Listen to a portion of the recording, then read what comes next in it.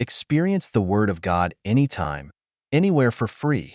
Tune in to our audio Bible at jehovahsaint.com/free-audio-Bible. It's a gift for your soul, available now. The beginning of money creation. It all started with a rock. People put their value in a rock called gold. Remember, it's just a rock. Yet they used it as a form of trade, about like how a child trades their toys.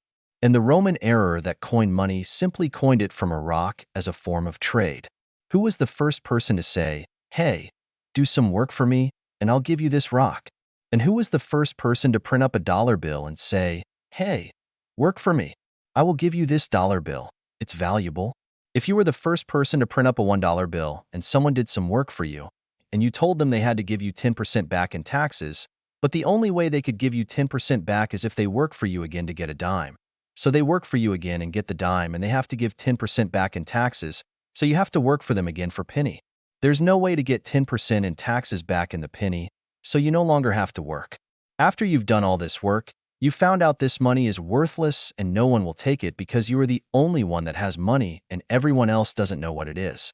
So therefore, you cannot buy anything with the money. In today's world, someone started digitizing money. Who was the first person to work for some digits on the computer? And once they got the digits for working and they went and tried to spin them, there wouldn't be anybody else to accept the digits because it's new. So who started this? This goes right back to the rock. Somebody convinced a person to work for a rock, then someone convinced somebody to work for a coin, then someone convinced someone to work for some paper money, and now in today's world somehow they convinced us to work for digits. That's all we know because that's all we've been taught, and that is to work for digits, paper, and rocks. Now let's talk about taxes. I have a proven way to make the economy great again. If you reduce the corporate tax of 35% down to 10%, that allows the corporations to put 25% more into their company. By putting 25% more into their company, they can create more jobs, and by creating more jobs, the government gets more in tax revenue from the employed individuals. So also we would reduce the income tax down to 10% as well. By doing this, the worker has more money to spend, and the more money they spend, the more tax revenue they have coming in. It's a balanced, fair playing field. The government will still get the same amount of money, and the economy will grow enormously. And with the economy growing means more tax revenue coming in. They will have more tax revenue this way than from high tax rates. Now let's talk about the minimum wage. When the government doesn't get its way about increasing the tax percentage, it turns to the minimum wage, which is another tax. By increasing the minimum wage, everything else goes up in value, and you still make the same amount of money. But the trick is the government gets more money in taxes if it collects taxes on all items sold at a higher price. A minimum wage price hike is just another hidden tax that hurts the economy and causes inflation. Now let's talk about the Federal Reserve.